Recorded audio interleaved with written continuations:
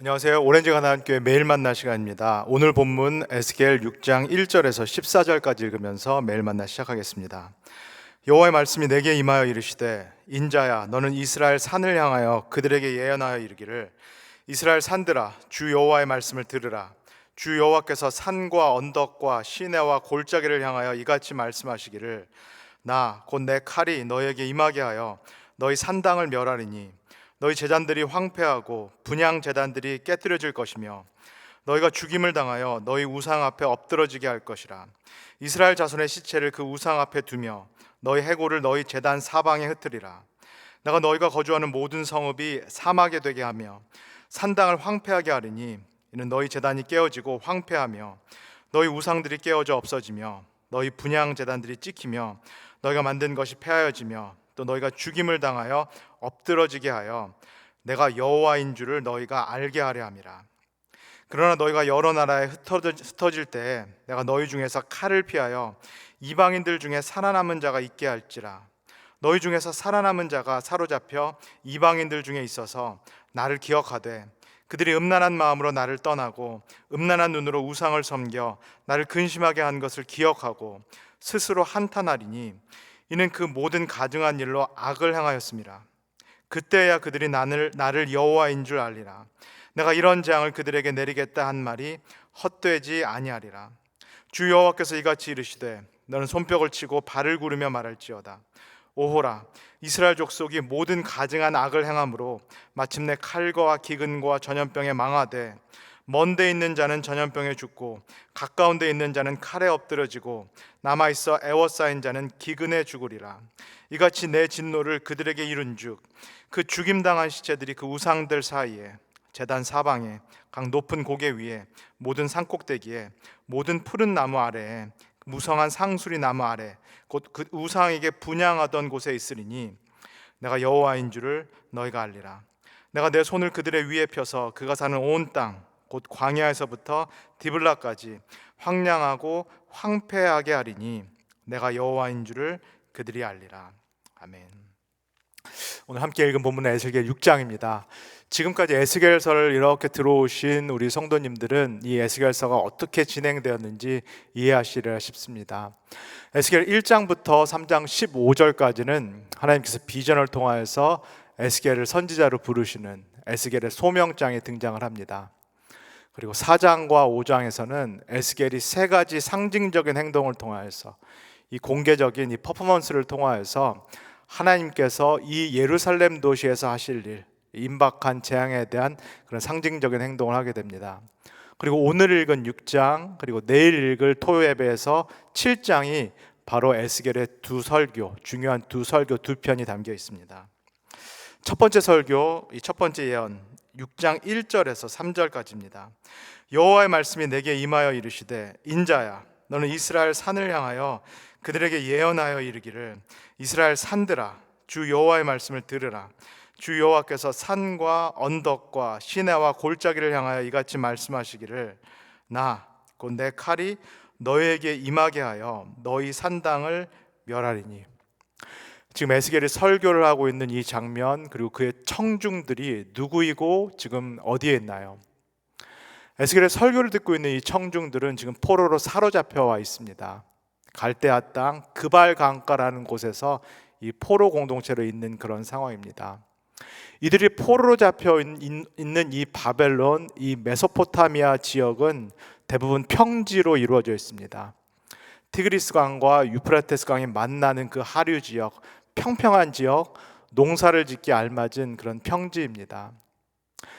이 평지에서 에스겔의 설교를 듣고 있는 이 포로들, 에스겔이 이스라엘 산들아 들으라, 이스라엘 산들아 들으라 라고 말씀했을 때 이 포로들은 자신의 고국을 떠올립니다. 이 메소포타미아 지역과는 다르게 이스라엘 지역은 대부분 산들로 이루어져 있습니다. 국토의 대부분이 산들로 이루어져 있습니다. 그래서 에스겔이 이스라엘 산들아 들으라, 이스라엘 산과 골짜기와 모든 것들아 들으라 라고 말했을 때 이 포로들은 자신이 살던 그 고국을 떠올립니다.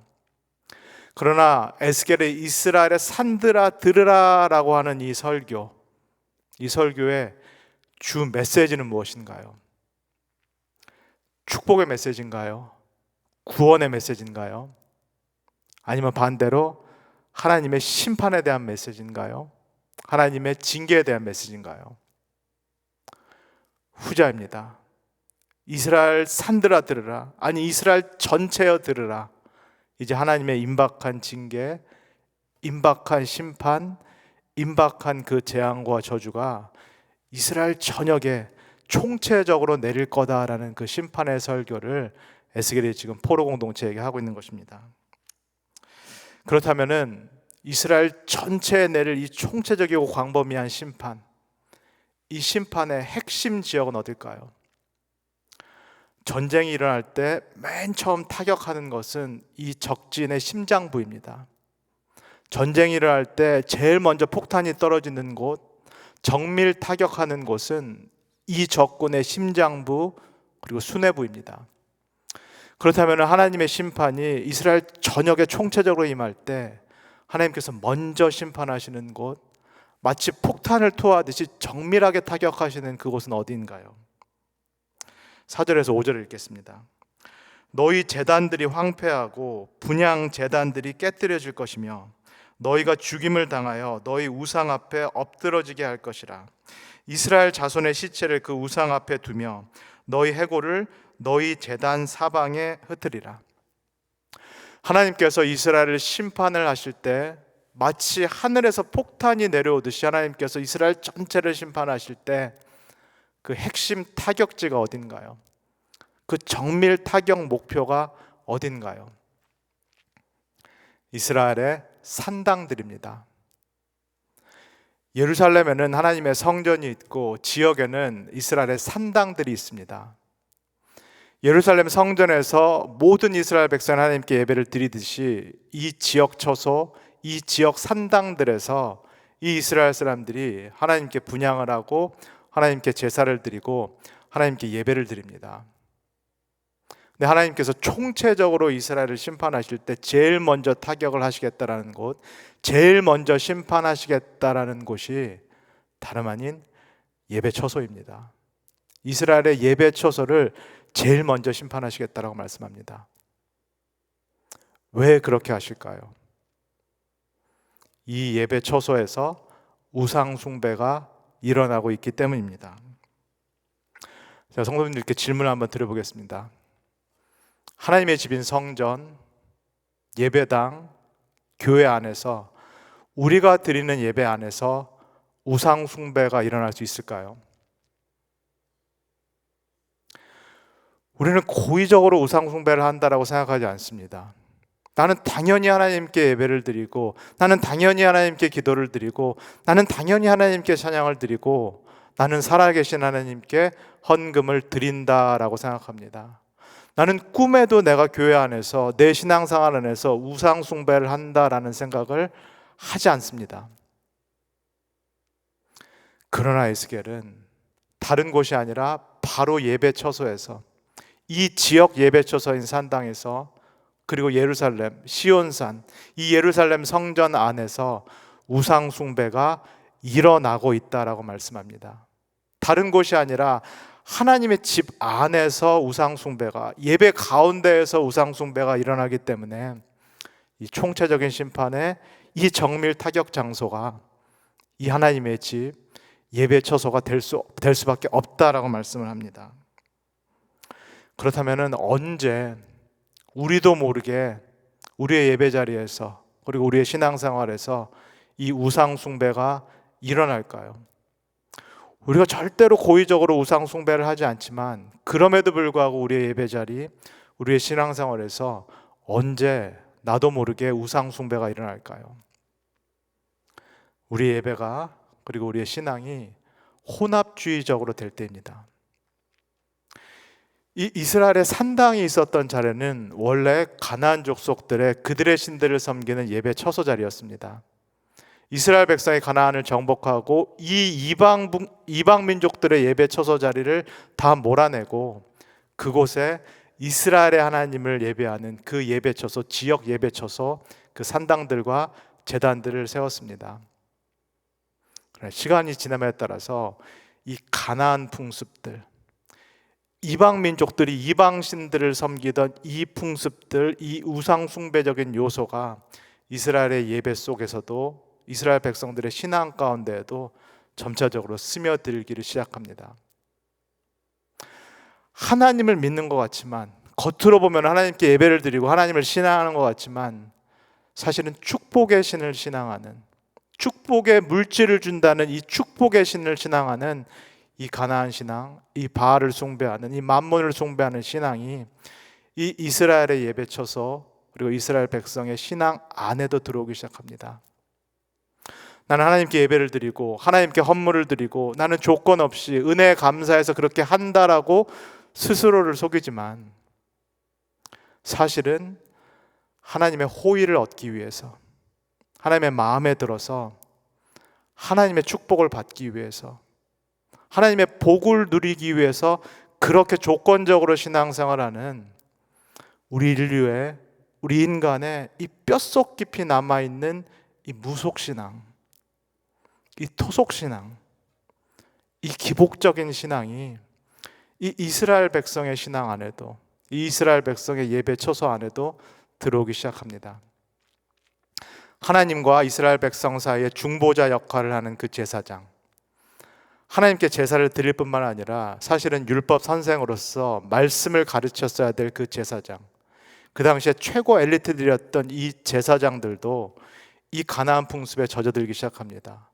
이들도 돈과 물질과 재물에 노출되고 이들도 이것을 받아들이기 시작합니다.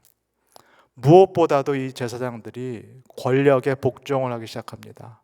무엇보다도 이 종교 지도자들이 그 당시 권력자들 밑으로 들어가기 시작합니다. 그래서 그들이 마땅히 가르쳤어야 될 하나님의 말씀을 선포하지 못하고, 그들이 마땅히 지적했어야 될 이스라엘의 죄를 지적하지 못하고, 그들이 마땅히 가르쳤어야 될 하나님의 말씀, 율법과 규례를 가르치지 못합니다. 그래서 예레미야가 지적했듯이 그저 평안하다 평안하다만 외치는, 아무 문제가 없다, 잘 될 거다만 외치는 그런 선지자들, 그런 거짓 제사장들이 넘쳐나는 시대가 됩니다. 이방 종교, 이방 무당들이 하듯이 그저 복만 빌어주는 그런 제사장들, 마치 무당과 같은 그런 제사장들만 넘치는 그런 시대가 이스라엘의 시대가 된 것입니다.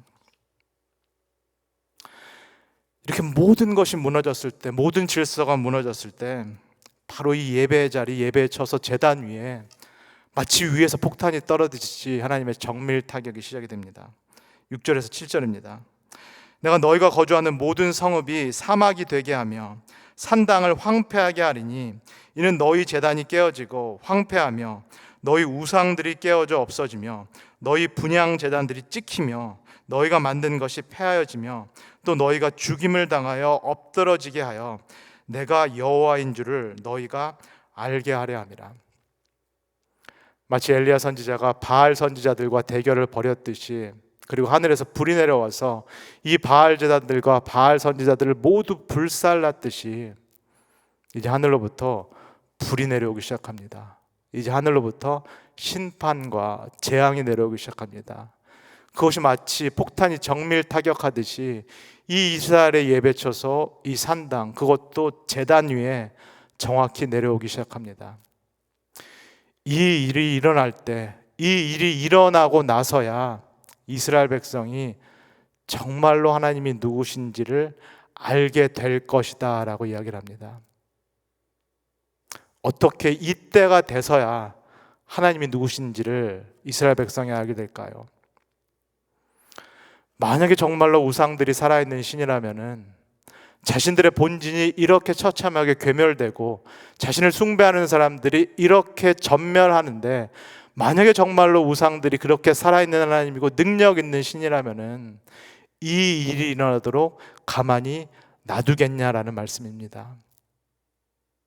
하나님께서는 실제로는 존재하지도 않는, 실제로는 무력한 이 우상들을 이렇게 심판하심으로써 오로지 하나님만이, 오로지 하나님 한 분만이 살아계신 하나님이요 만왕의 왕이요 만주의 주이심을 직접 보이시겠다라고 말씀합니다. 이 일이 일어나야만 우상 숭배가 멈추고 하나님께 돌아오는 일이 있을 것이다 라는 말씀입니다. 그렇다면은 이 심판의 장면, 정말로 제단이 불타는, 예배 처소가 무너지는 이 심판의 장면을 목격한 살아남은 사람들, 생존자들은 앞으로 어떻게 해야 될까요?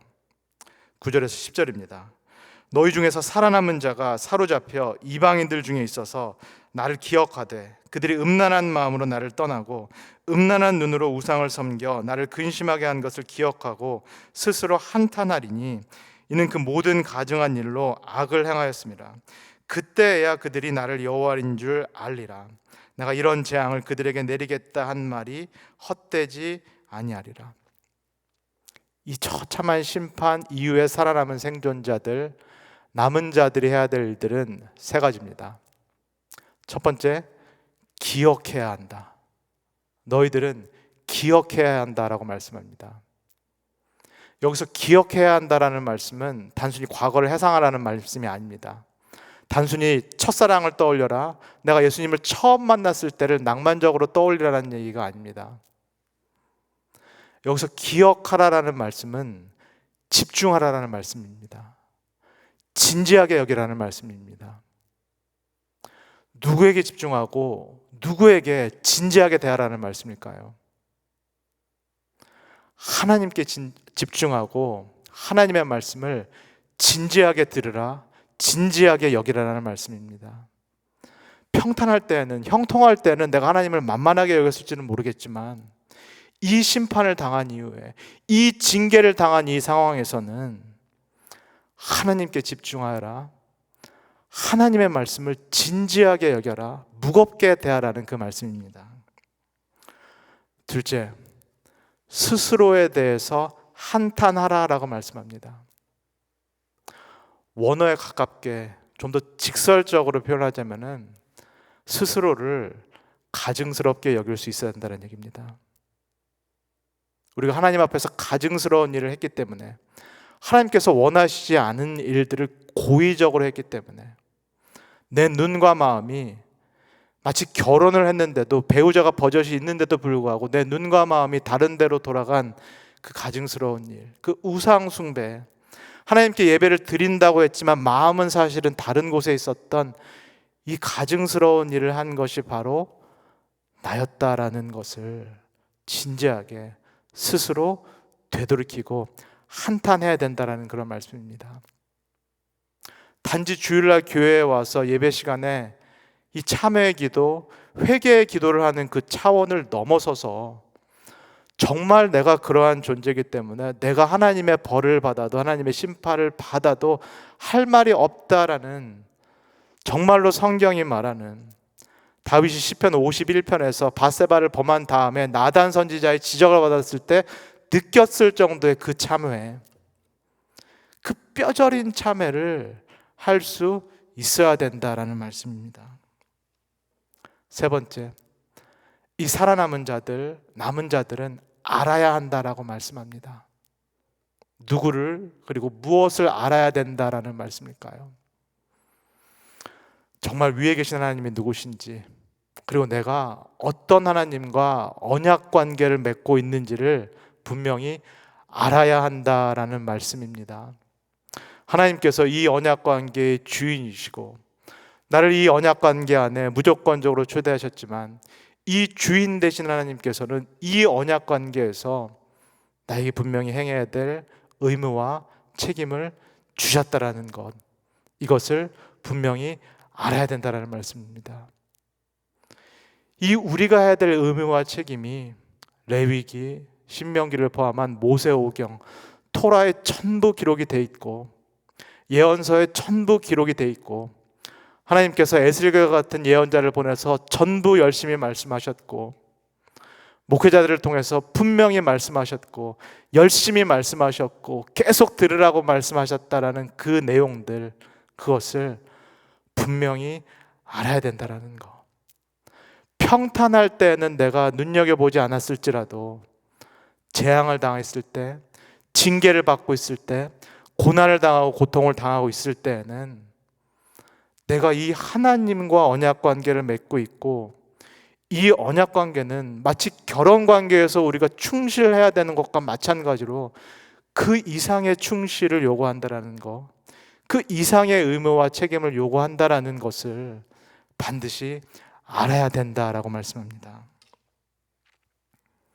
그렇다면은 이스라엘 산들, 산과 골짜기, 총체적으로 하나님께서 이스라엘을 심판하신 이 상황, 그리고 이스라엘의 중심부라고 할 수 있는 예루살렘 성전, 지역 예배 초소가 다 회파된 이 상황, 정말로 잿더미와 같은 이 상황에서 이 이스라엘에게 희망이 있을까요? 소망이 있을까요? 이 일어난 일이 다름 아닌 하나님께서 하신 일인데, 이게 하나님께서 내리신 심판인데, 이런 상황에서 이스라엘에게 소망과 희망이, 미래에 대한 소망과 희망이 있을까요? 있습니다. 왜냐하면 하나님께서 살아남은 자들, 생존자들, 남은 자들에게 희망과 소망을 두고 계시기 때문입니다.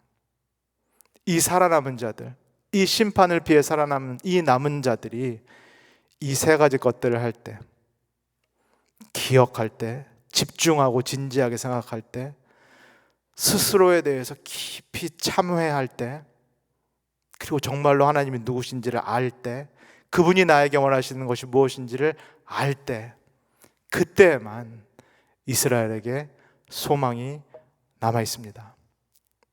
마찬가지로 이 세 가지 것이 가능할 때, 이 세 가지 것을 할 수 있을 때, 우리 오렌지 가나안 장로교회 미래에도 소망이 있을 줄 믿습니다. 다 같이 기도하겠습니다. 사랑해 주님 감사합니다. 오늘 에스겔을 통하여서 하나님에 대한 두려움, 또 하나님에 대한 경건을 다시 한번 깨닫게 하여 주셔서 감사합니다. 하나님, 우리의 예배 자리에서도, 우리 개인의 신앙생활 안에서도 우리가 혼합주의적인 요소가 있다라는 것을 우리로 하여금 다시금 깨닫게 하여 주셔서 감사합니다. 하나님, 우리의 신앙이 더 순수해지기를 소원합니다. 우리 하나님에 대한 사랑이 더 조건이 없는 그런 사랑이 되기를 원합니다. 기복적인 신앙, 무속적인 신앙, 결국은 나를 위해서 하는 그런 신앙생활이 아니라 정말로 하나님을 위해서 하는 그런 신앙생활, 하나님이 나를 무조건적으로 사랑하셨듯이 나도 조건 없이 하나님을 사랑할 수 있는 그 순수하고 정결한 신앙생활로 우리가 나아갈 수 있도록 우리를 축복하여 주시옵소서. 하나님을 기억하고 진지하게 대하고 하나님께 집중하고, 또 우리의 잘못을 돌아보고 우리의 부족함을 깨닫고, 그리고 하나님을 정말로 진실되게 아는 그 삶으로 우리가 나아가게 하옵시고, 우리 교회가 그렇게 나아가게 함으로써 이 하나님의 소망을 우리가 이루어드리는 우리 교회, 그리고 내가 될 수 있도록 주님의 이름을 축복하여 주시옵소서. 감사드리며 예수님의 이름으로 기도합니다. 아멘.